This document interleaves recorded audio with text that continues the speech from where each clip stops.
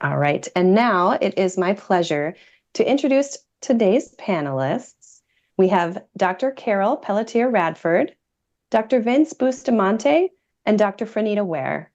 And just a little bit about each of these amazing educators.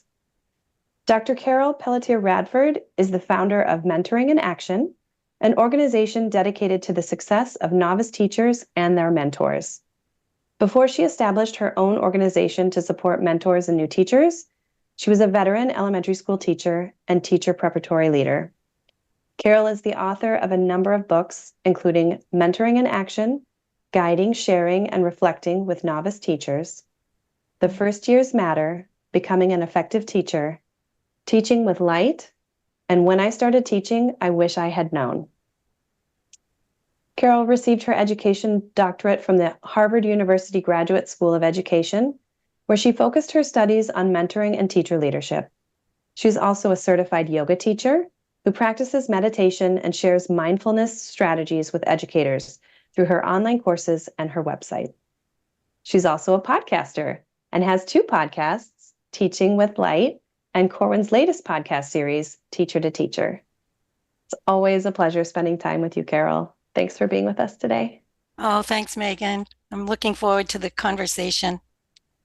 And next up, I'm happy to introduce Dr. Vince Bustamante. Dr. Vince Bustamante is a Calgary-based instructional coach, curriculum content developer, and author. Formerly focused on school improvement, Vince now specializes in working with teachers, leadership teams, schools, and school districts in implementing high-impact strategies and systems. With a strong background in assessment and deep learning experiences, he's passionate about understanding and evaluating teachers' impact. Vince holds a Master's of Education and has co-authored two best-selling books with Corwin Press, Great Teaching by Design and The Assessment Playbook for Distance and Blended Learning. And he just told us that he got his PhD just this last week. So congratulations, Dr. Bustamante. Thank you very much. I am very much looking forward to learning from my colleagues and having a wonderful conversation with everybody. And next up, I'd like to introduce Dr. Franita Ware. Dr. Ware is the CEO of F. Ware PhD Consulting, LLC, and a qualitative data analysis consultant with Innovative Learning Centers, LLC. She's a member of the board of directors of Scholars Unlimited. And through a collaboration with Dr. Robin Green, Dr. Ellen Honeck, and Mrs. Amani Morning, Dr. Ware and her colleagues were awarded the Professional Learning Network Award from the National Association for Gifted Children for Culturally Responsive Gifted Education. She's also a founding member of Sistography, the collective of African American female photographers. Dr. Ware received her doctorate degree from Emory University. She attained her Master's of Arts degree in Early Childhood Education and School Leadership credentials from Clark Atlanta University. She began her education and her teaching career in Atlanta Public Schools, and her new book, Warm Demander Teachers, Healthy, Whole, and Transformational, is being published with Corwin this December. Thank you so much for being with us, Dr. Ware. Thank you so much. I'm so glad to be here. I'm excited about our conversation. Thank you for inviting me. Of course. All right, so should we dive in? Some questions? Let's do it. Let's do it. Okay. And I'm just peeking at the chat to see if I missed anything, but if you have questions, please do put those in the chat and we will get to them throughout the presentation. All right, so I'm going to take down my slides for now. In just a second, so you can see our lovely faces. And we'll get started with our first question. This one is for you, Carol. Okay, I'm ready. What is a classroom hack every teacher should know? So there are many of them, and I know that you asked me to think about this question prior to, and I have two that are related to classroom management. So I work with a lot of mentors and novice teachers, and if you ask a novice teacher where they need help, they'll say, I need help in classroom management. But classroom management means so many different things. It could be time management. It could be paper management. It could be student behavior. A lot of times it goes to the student behavior, but I'm going to share a couple of hacks that will minimize that so that that isn't the managing way that we're thinking. So the first one is really practice your routines. So it's October now, and everybody taught the routines the first day of school because that's what everybody does. And that's the opening of school. And then we get a few weeks into school and the students aren't doing anything. So the idea of practicing what a routine looks like to put away your materials. I taught elementary school. So this is from my own teaching and what it looks like. But the hack really is role playing with students what it doesn't look like. And every time I did that, it was hilarious and funny, and it brought humor into the classroom because I'd bring two students up who might be students that weren't really following the routine, but then they'd act it out. And this is not how you pass in your papers. So that one worked for me. Now, when I started teaching, I wish I had known more about collecting papers. Like, paper overwhelms novice teachers. And years later, some mentor taught me this technique that I used for the rest of my teaching, and I share with mentors and novice teachers.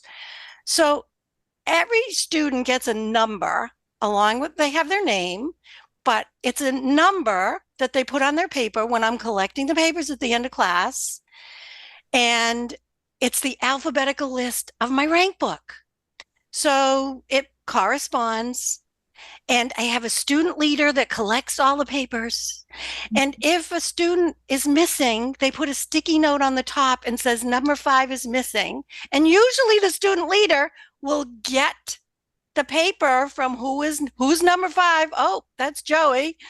And we collect the paper, because the biggest problem I had as a beginning teacher, and novice teachers have, they get home to put things in the rank book and they're all out of order, and it takes more time to do that. And if you're missing paper, is it because the student was absent and now they have to make it up? So that's my hack. Those are my hacks relating to management, time management, and paper management, and practicing routines. I don't know. What do you think? I don't mind chiming in. I think one of the things that, don't be discouraged if it does take all quarter for those routines and protocols to kind of stick. So mine is not a specific protocol, so to speak, but I think it's something that we all want to do, and we all want to do well as a teacher, which is have a really rich classroom discussion.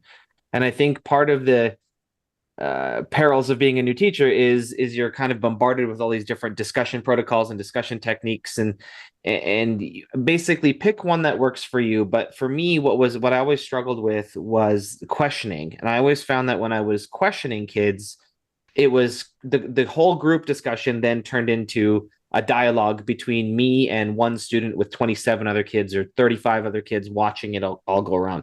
So a quick shift that I made was, let's say I asked a general discussion question, or as we're having a discussion, and I say something to the class, and all of a sudden Franita puts up her hand, and I say, Franita, she gives me her answer. And rather than say, that's great, keep going, I changed the questioning prompt to, can someone else convince me of this? Or can someone else insert verb? Can someone else refute that if I'm preparing for a debate? But can someone else convince me of this? So it credits Franita for her wonderful answer, but turns it back to the class for confirmation rather than teacher student. And then I was finding classroom discussions would start to kind of gather on their own rather than me having to direct traffic. Because when we direct traffic, we end up directing traffic to the same 5 kids who always put up their hand, or we relate to like a popsicle stick poll, and all of our kids are just waiting, and they're like, please don't call on me, please don't call on me, please don't call on me. So can someone else remind me of that is just a really nuanced shift to an already existing practice that you're probably already doing that pays dividends really, really quickly. Great. I want to add to that, and I'm going to say similar things. Consistency and routine. As a creative person, I would come in and go, oh, we're going to do things like this today. And I had to go to a workshop to find out that there were students who were counting on me to be consistent, and math was at 10 o'clock. And so consistency of routine makes it easier for everyone. They know the routine, they know how they're going to do it. In terms of getting student engagement, and I call that cultural responsive inquiry, building the systems where students know that it's not just going to be this straight instruction, answer the questions, we're done, but rich dialogue is valued. And just like Vince gave the example of responding to the student with the name, very critical, the name and the name pronounced correctly, but giving that sense of, wow, I never thought about that before. Carol, can you expand upon that, or what are your thoughts about that? What else can we do? Did we look at that question from all the perspectives? And so bringing in the conversation, but also encouraging the students to be able to call on other students and ask and say, Vince, so what do you think about this? And so moving students into what I call student leadership. So it's not just the teacher. So the teacher moves into, and so the directing of traffic, I love that example. So the teacher moves into facilitator role and gets the students to lean into leadership. And when they're engaged that way, that minimizes this notion of I need to manage students, because students are engaged with higher levels of thinking to begin with. They're talking to each other. They're getting excited. They're getting feedback from the facilitator teacher that their answers are amazing. I like that. Always, I never thought about it that way. That's a great way to say that. Well, what are you thinking about that way? So always encouraging that, because students want to be recognized. The other piece is the relationships, and we'll talk more about that, I'm sure, later. But the notion of understanding that Vince might not want me to praise him in front of the class. And I know Vince well enough to know that when we're getting ready to go to lunch, I whisper in his ear, like, that was amazing. I never thought about that. And then so he gets the type of affect response that he needs to feel comfortable and safe in the classroom. That's the most important piece, to the notion of students feeling safe in the classroom, that they can talk, that they can disagree, that they can have other ideas that may seem off track, but we're gonna try this and we're gonna see if this helps us move the topic along. The main thing, again, is the consistency and routine. Even if that's not your personal style, there are students who need you to have that as a personal style. And so it just makes it easier. Everybody knows which way we're going, what we're doing, and how we do that just builds upon students feeling safe. 100%. That's really great. I do see a question that came through on the chat that's tangentially related. So let's see if we can tackle it. What are some good strategies to use with large classrooms? How do you balance that engagement and that management? That's a very important question. That is a good one. If I can jump in, because I got excited about that. Absolutely.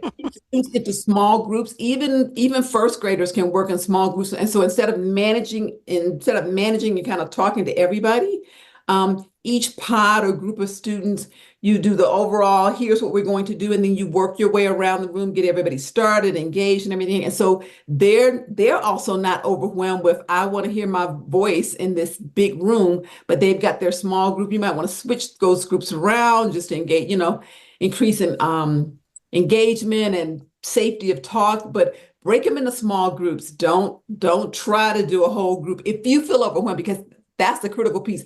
If the teacher feels overwhelmed, the students are going to notice it and feel it. But if you manage it in a way that it's engaging and fun, and you feel like you're on top of your game, that's going to make it easier for everyone. So don't try to do big groups, manage it into smaller groups. Can I build on that? And then I know Vince wants to add something.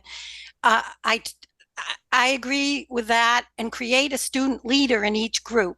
So we had a strategy that you couldn't come to me to ask a question out of your seat until you went to the student leader first. So then I just had to teach 6 student leaders, 30 kids, the answers to most of the questions, and we could rotate our leaders to share that leadership, but it took away the 300 questions that a teacher gets all day long that are similar in nature. And the student leader really felt kind of special, and that can rotate. So that leadership takes the pressure off, and it doesn't mean you're not teaching the whole group. You might speak to the whole class as 30 students, but then you've got these 6 groups, and then you've got those leaders. So when they break into the practice time, it gives you a chance as a teacher to walk around and check in and minimize those ancillary questions. Can I sharpen my pencil? Can I go to the bathroom? And get closer to answering a question about student learning, which is the real goal. So thanks for bringing that up, Franita, because I forgot about that. Yeah, I mean, I think tangentially is a good way to put it, and I also think this is directly related to there's pieces of both of the previous answers of what I'm going to say. But I will honor Megan in the chat says she always tells her students to ask 3 before me, which is like that's such a great micro strategy, right? For me, I think that question, we could be here for 90 minutes talking about that question. But the one thing that I'll say is to do with protocols and structures, and there's a big difference between shared language and shared understanding. And I think like if we are saying, I want my students to be cooperative, and you say, all right, kids, we're going to be cooperative. All right, students today, regardless of the age, we're going to be cooperative. Well, then if you went around to 25 different students and said, what is your definition of, or your understanding of what cooperative means in this lesson, you may get multiple different answers. That's not dissimilar to if you asked a colleague down the hall, what does cooperative to you mean? And so having the clear understanding of what your expectation is, because oftentimes we think that kids know just based on the word. We want our kids to be critical thinkers. We want our kids to be creative thinkers. We want our kids to be collaborative. Those are lovely. That's lovely shared language. But if there's not a shared understanding attached to it, it's very possible that the manifestation of behaviors is just because there's not a clear parameter around your expectation. Yeah, that makes a lot of sense. Yes. Right. Should we dive into some more? Yeah. Talk about that some more. I thought of some more. You were talking, so I'm holding back on saying any more. Okay. All right, we'll do a few more. Okay, Yeah, let's so take my on- next question, I'm going to kick it off with you, Vince. You hinted a little bit about some of this. What do you find are the best ways to build relationships with your students? I will answer this theoretically, and then I'll share a story of myself. So in the book that I co-authored called Great Teaching by Design, the one that's a part of this, we say there's a saying that Dr. John Almarode coined, which is the who before you do, which is just basically oftentimes when we kick off a school year, if whether it's your first year or your third year or your 33rd year, it's like we have so much to do. Oftentimes we're like, let's just sink our teeth right into the content. And I would argue that we need to budget significantly more time at the beginning of our year or at the beginning of our unit to determine more about our students as human beings, as people. John Hattie calls it the skill, will, and thrill of the learner. We take that a little bit further. Who are you as a learner? Franita already hinted at this. What's your name? How do you like me to pronounce your name? Is there a different name than what's on the roll call? That's all really significant. The who before you do. Just who are they as people, regardless of how old they are? Who are they as people before I jump into you as a student? Because if I know more about you as a person, I'm going to be a better teacher, just flat out, if I know more about you as a person. Now, how that relates to me. Believe it or not, at one point in my life, I was an athlete. And that meant when I first went, especially when I was young, right out of university, I came out of university on a soccer scholarship. So who do you think I locked onto first when I was teaching my seniors? The athletes. I could speak. It was very easy for me. I didn't have to extend myself professionally to talk about sports. And I was losing half of my students and I didn't even know it. I had a wonderful assistant principal at the time named Tom Wazelenko. And he said, you need to go to all of the art shows. You need to go check out the music concert. You need to see the other 50% of those students in their specialty. And let me tell you how much it changed the game when I went to a play where the student that was a wallflower in my classroom that didn't say anything cranked off a 7-minute, right, soliloquy, 7-minute unobstructed dialogue of a play. And my mouth was on the floor. And the next day I just went up to her and just like Franita said, just kind of privately, before class started, you were phenomenal in the play yesterday. That is all it took. And all of a sudden, I knew a little bit more about that student as a person. And all of a sudden, the wallflower bloomed a little bit more and felt more comfortable. So it wasn't because I wasn't deliberately trying to be nice to all of my students. I just wasn't seeing them as their authentic selves and honoring them as their authentic selves. So if you are an athlete, go to the music show, go to the art performance, see the kids as they are. If you are an artistic person, attend a game. If you're teaching secondary and but just see the kids who they are. I think it's so easy to do, and they will love you for it. I can guarantee it. I absolutely agree with that. And that is really foundational to culturally responsive education. The time building relationships outside of the classroom, getting to see what they do.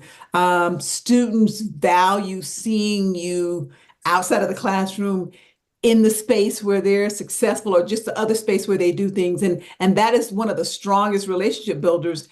And that student who sees you at their event, you're going to have a better relationship with them. And so that issue of management is now diminished. It's just a relationship. You know how to talk to that student, you know how to encourage them, and they know you care about them. So that is really foundational.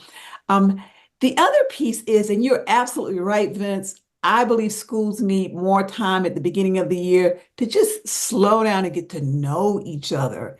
And some of the little activities that you do really remain so superficial, and we really have to get to know the students because it also helps you increase their successful student learner identity. Like, how do you get them to that person if you don't know them?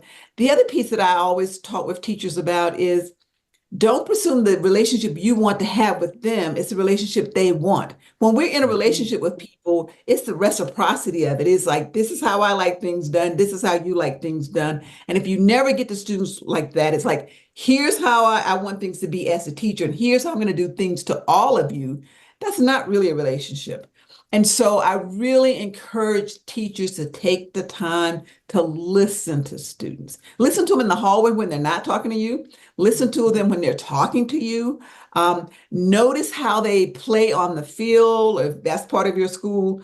Notice how they engage at lunch. Like just really pay attention to your students and get to know them. And that way you're able to achieve what you're there with them for, which is increasing their ability to be successful. But it's not, I'm going to impose my relationship on all of you and you just have to enjoy it. And I know, Carol, I know you have something to add to that, so I'm going to send it. It's about our relationship with each other. And the other critical piece classes miss sometimes is like, and the students should have a successful relationship with each other, especially if you're doing things where you're promoting student leadership, you're promoting students working in groups together. So it's not just a relationship with you, is your relationship with them and their relationship with each other. Okay, Carol, I'm done. That's perfect. That was a perfect segue to what I wanted to say, because that's the community of learners work. My mentor at Harvard was Roland Barthes, and that's what he taught us with the adults and all my leadership. But so I say ditto everything you all said. Yes, underscore. What I want to say something about the name, using the names correctly, or I can remember not being able to say a name correctly, and we'd go back and forth and I'd laugh and we'd be practicing, and I'm like, is it Jamil? Is it Jamal? And we had a relationship about it because I wasn't afraid to just say, well, I'm going to call you Joey because I can't say your name. No, we don't want to do that. We want to have a conversation about what would you prefer to be called? And some people don't want the name that's on their class list, and teacher will call them that name all year. And I'm like, and then they say, well, because that's the way it's on the list. No, ask the student. And they'll say, this is my preferred name. That's my legal name, but I want, and that shifts the relationship. The other thing about names that I learned over time, over experience of, is that I would observe a lot of student teachers and beginning teachers, and the only time or often time they said the name when they were correcting a student.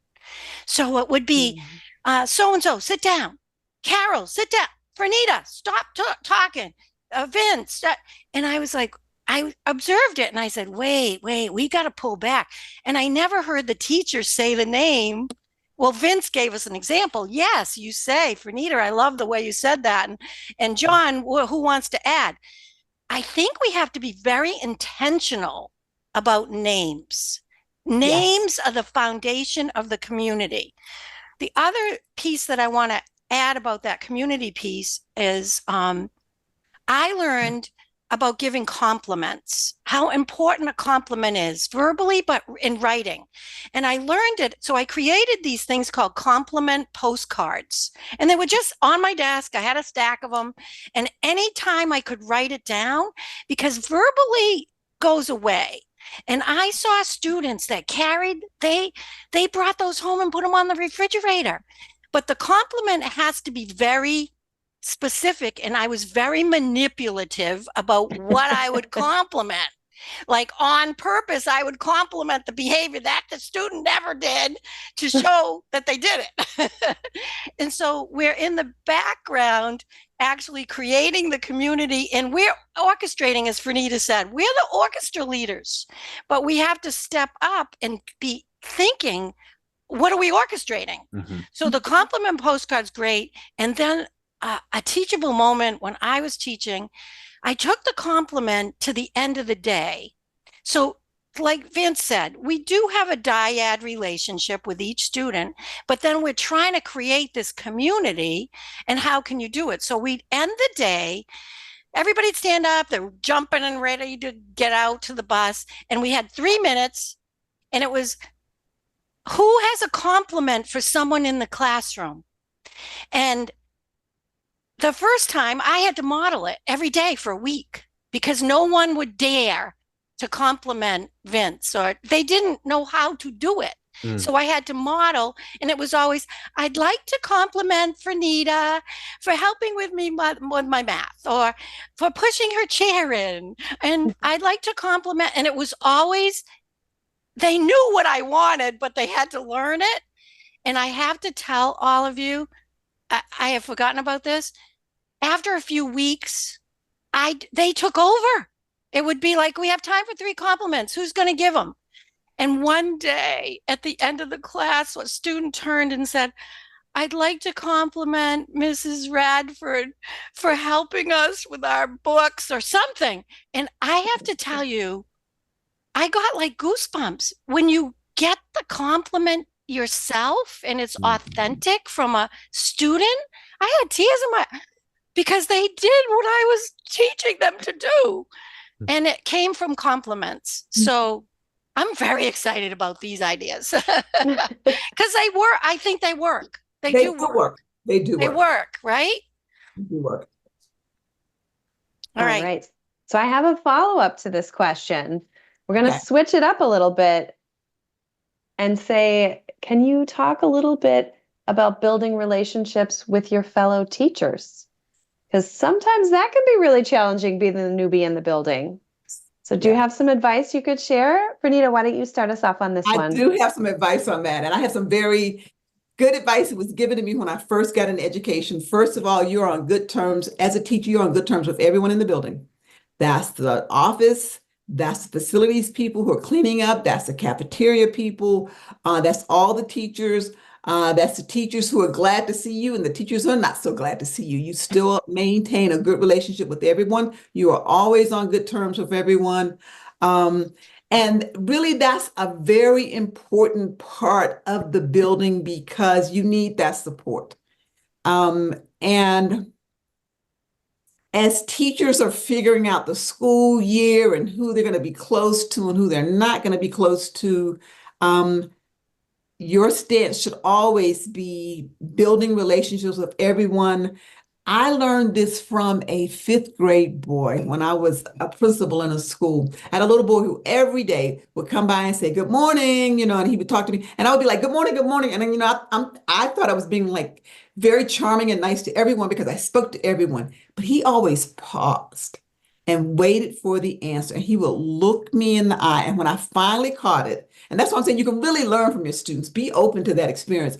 When I finally caught it, I understood from then on not to just buzz through hello, hello, hello, but to stop and look at people and wait for the answer. I also met one of my favorite authors, and we both were kind of buzzing out of a building, and he paused long enough, literally seconds, for us to have eye contact.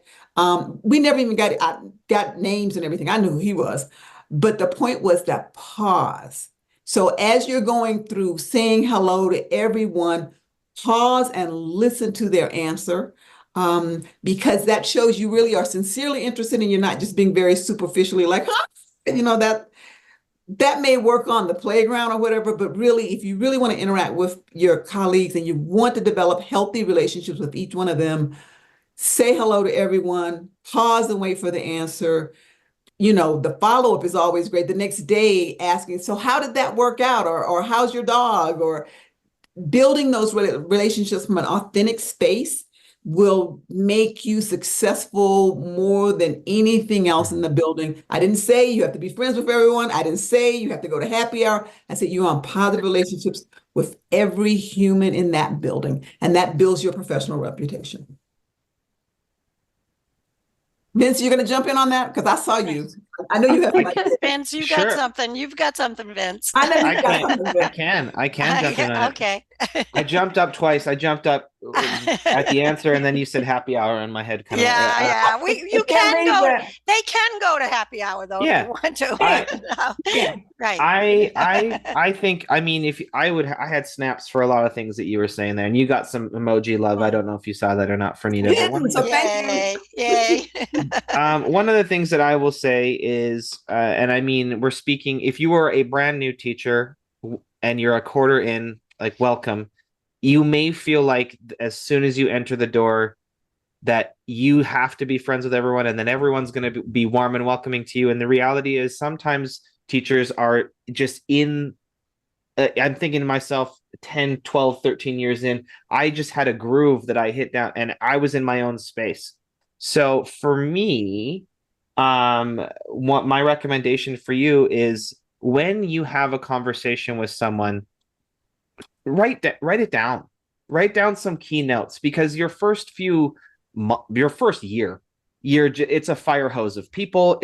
You get one superintendent visit a year maybe, and you're like, who are all these random people walking around? When you link with someone, whether it's formally, like you're put together at a PD session, and your leader kind of puts you in partners, or they're part of your department, or if it's informally, you both end up, you held the door for that person as you were walking in from the parking lot. Make notes because you will be shocked when 2 weeks later, as Franita said, I remember you telling me about your son's dance, or your son's or daughter's dance recital, or your son's or daughter's music performance, and how did that go? I mean, oh, you were away last weekend, weren't you? You did decide to take a quick mini vacation away. Where was it? Tell me about your restaurants. Like, it's teaching is ironically lonely because you're in a room all day with 30 people, but sometimes at the end of the day, you don't even get adult to adult contact. So it's important to be deliberate in making that contact and understand that those people who may be a little bit less open right off the bat, it's very possible that they're just in their own battle. And right. So we have to give them that grace as well. So right. I was not in like a bobblehead because I was just snapping along with whatever they want to do. I'll turn it over to you because you're absolutely right. You're absolutely right. Right. I'll turn it over to Carol. This reminded me of a story that happened when I was a beginning teacher, and I've heard it from other teachers, where I went into the teacher's room and I sat down and another teacher said, "You can't sit in that chair." And I'm like, "What? That's Rachel's seat." And I'm like, "Rachel? Who's Rachel?" Like I didn't know everybody in the school, but there's a school culture and climate. And I think one of the things that as a beginning teacher, we need to have you explore and question and observe like an ethnographer, is to understand the culture of the school. And yes, I sat in Rachel's seat, and Rachel and I became friends later, but like Vince said, right away, that wasn't, the expectation. It didn't feel good. And sometimes beginning teachers have that kind of, yeah, we want you to be respectful of everyone in the school, but we have to learn about people. So my advice is, if you don't have a mentor, find a mentor. I'm the mentor person. And here's the other thing. If you got assigned a mentor that you don't fit with, go ask another teacher to help you. There's no limit on mentoring. In fact, the whole school is your mentoring. And what teachers love the most is when a beginning teacher goes up and asks a question because they've seen that teacher do something. Like I had a beginning teacher once who saw how the teacher got those kids down the hallway to the cafeteria without them all killing each other. And then you go up to the teacher and say, can you help me with that? Because I need some help with that because I'm not there yet. Teachers love that. And I think asking questions is how you build a relationship. But asking a question authentically, like Franita said, come from authentic, the pause, the eye contact, I just believe in the honest, like, I need some help. I'm a beginning teacher and I see you doing XYZ, and I really would love to come and observe your class, or whatever it is you're comfortable with. I believe that's how you build relationships with the people around you. And Carol, just this last sentence.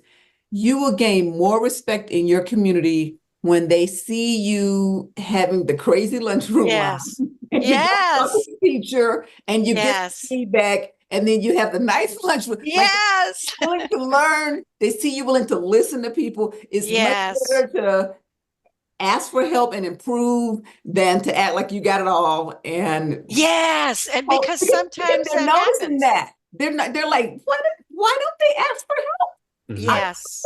And sometimes people just want to be invited in. So I'll stop there because no, that's good though, because both my sons are teachers, and of course I'm the mentor guru. When my son gets assigned a mentor, that the first thing the mentor says to him is just don't bother me at lunchtime. Don't, it was a high school thing. I'm stereotyping. I'm not trying to stereotype, but the mentor was just like, if you have a problem, come to me. So my son's calling me every night with all these things because I'm a teacher and I'm helping. I said, why don't you ask your mentor? You know what he said?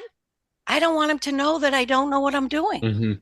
Oh, don't do and that. That's the answer. But that's why he didn't ask. So what I'm saying on this podcast, and I think Franita, I think we're all saying, don't be afraid to ask the question and look like you don't know, because guess what? You don't.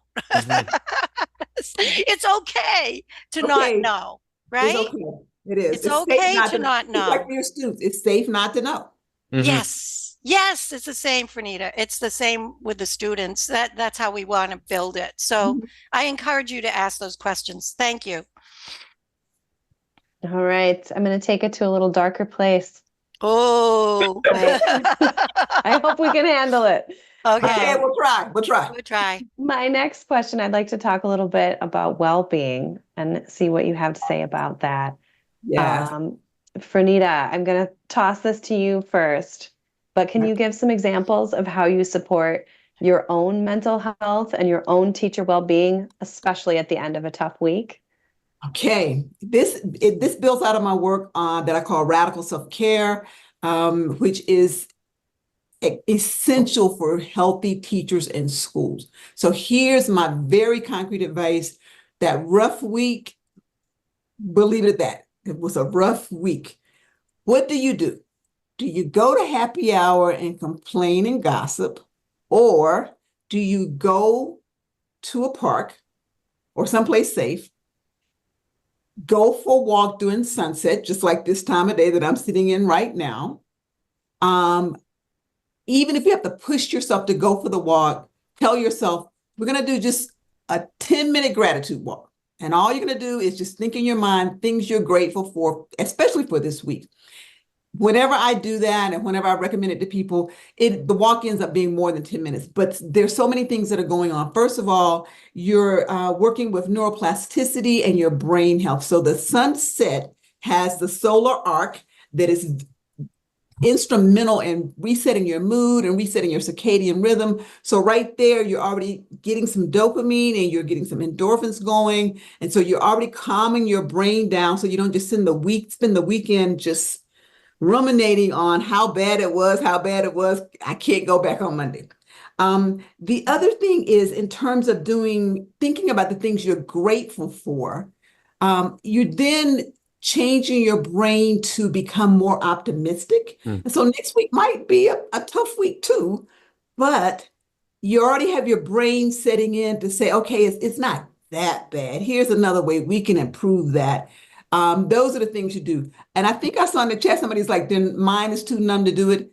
Just get out and move your legs. And so movement is another critical piece of radical self-care. But just go move in the sunset, relax, breathe, do that as opposed to going and doing something that may be, not as healthy for you.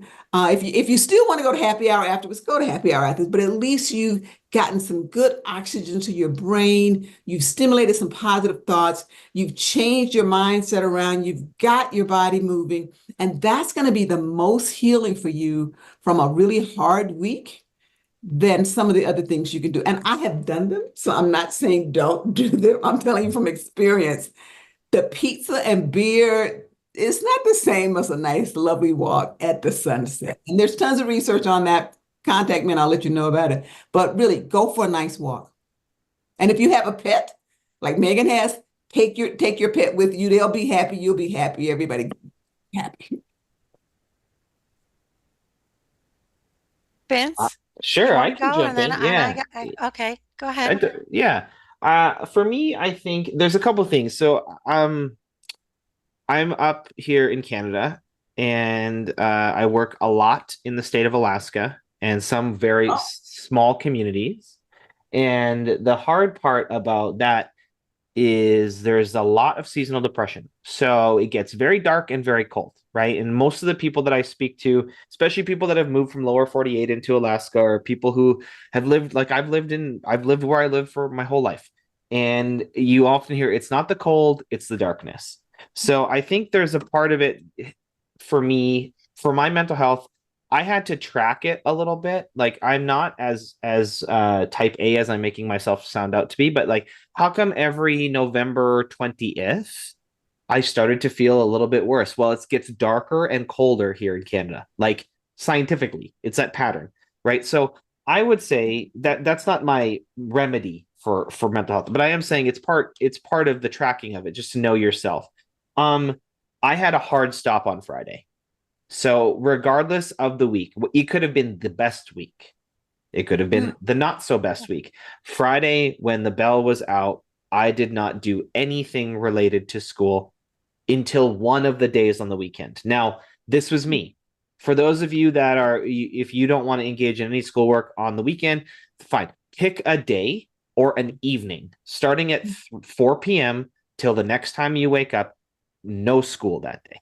And two things will happen. So you're giving yourself grace, which is great. But along with grace comes guilt. So we have to understand that this time is precious to us, and don't feel guilty for not opening our plan books, our emails, get your email off your personal phone, all the yes. things that you need to do. But I took a break, and within that break, I did the gamut of things. Workout class, sometimes it was happy hour, but it was a different type of happy hour. It wasn't a happy hour where we would air our grievances. It was just, let's just kind of come together and celebrate that we finished another week. Sometimes it was hanging out with my significant other. Sometimes it was hanging out with my friends. Sometimes I went home to see my family on Friday because I don't live in the same city where my parents live. But whatever you have to do, hard stop, and it's okay. Yes. The work will be there when you get back, and it's not going to get done any faster if you stare at it on a Friday afternoon. Mm-hmm. Mm-hmm. I agree with everything my colleagues are saying. So I want to add something a little different because I would have said get out in nature and take time on the weekend. So one of the things that I learned in the yoga teacher training when I thought I was going to become a yoga teacher and not be doing well-being work with teachers across the country, I learned the value of an intentional pause. And Franita used that word pause to make eye contact or whatever, but it's that it is physical because you are intentionally stopping. And I call it the 3-minute pause, but you do 1 minute before school, 1 minute during school, and 1 minute at the end of the day. So teachers will always say, I don't have time for that. I don't have time for a 20-minute yoga class. I don't have time. But you have 3 minutes. And it's more putting it in the schedule, like putting it in your phone, like 1 minute before you get out of your car and go in the school. Breathe. And it's about the breath. So that's also the physical feeling of literally sitting and intentionally either putting your hands in your lap, just breathing for 60 seconds is a longer time than you think, and put it on your timer. And just breathing, my intention for today is, or however the pause looks. And then I think it's crucial at lunchtime. So I know to prevent the terrible week, we're going to have, this is teaching. Come on, we're all teachers. This is the job. But morning, before, during, and after, get in your car, 1 minute, just before you jump in and jump to the next meeting. And it's what Franita kind of taught, the radical self-care, but it's that authentic conversation with yourself instead of your colleague. It's like, I'm just talking to myself right now. Take a breath. So I think it's the number one issue right now for all of us Absolutely. to pay attention to well-being and how we need to teach these strategies. They have to all be integrated, just the way we're talking about the hacks for the students. No, this is the new thing. The three of us have to create the hacks for the teachers. And that's relate to this question of well-being.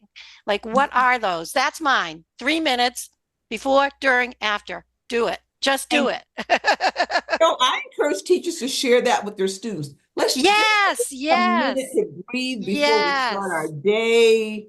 Thank you. To breathe before we leave for the day. Like we love that. teach our students that too. So when they know when they hit a crisis, they can pause and breathe. Before I respond, let me breathe. And so you model that for them and you engage that in that. Exactly. Bravo. Yes. I'm just going to add one kind of thing based on everything that we said. I think it's one of the things is it's really easy for us to kind of sit here right now because we're not in our first year right now. So it's really easier for us to say, here are some ideas. And for those of you who are feeling kind of like your glass is emptying, I hope you're hearing the main thesis of what we were saying which is we can't, like you've heard the saying before, you can't pour water out of a glass that's empty. So make sure, regardless of what you decide to do to engage yourself in positive conversation, positive movement, positive interactions, that you make that part of your daily routine. Right. It may feel like you don't have time for it, but you're putting a deposit in the bank. Yes. You're putting that deposit in the bank. And so we talk a lot about structures and protocols, for our students. We also need to have some structure for ourselves. So, for everyone who's listening, whether you're listening live or listening on that recording, I think it's important that make sure your cup is full. Make sure you are able to pour from your cup. And if you can't, then you need more care. And more care is not selfish. More care is more care. You give it to someone else if they asked for it. And we very rarely give it to ourselves when we need it. So make sure you take that time for yourself. And we could do compliment postcards for yourself. And that's a great well-being strategy, is take those compliments that you'd give to the students all day and write one at the, it fits with Franita's gratitude. It's like, what would I like to compliment myself for today? Can I add a little thing in, Megan, that kind of relates, but a little bit? Yeah. But when with the darkness that Vince brought up, the physical darkness, but there's also a darkness that comes in when we just are always talking about our problems with the beginning teachers. Like it's problem solving, and the mentors will have conversations, and I'm teaching all of them how to have these conversations, and it gets heavy because we're always talking about fixing a problem. So what I recommend and what I have shared on my website is a group that novice teachers create called Sharing Best Practices. And that's all you can do. And everybody brings one of these little strategies, and it can be cross grade level, but it's all beginning teachers, no mentors involved. Create your own group, and that's all you can bring. It's no complaining and blah, do that in a different group. But this is sharing best practices and teacher leadership for beginning teachers. We don't have to wait until you've taught for 10 years. Yes. You can be a leader now. We need you. No. So thanks for letting me kind of slide that in to well-being.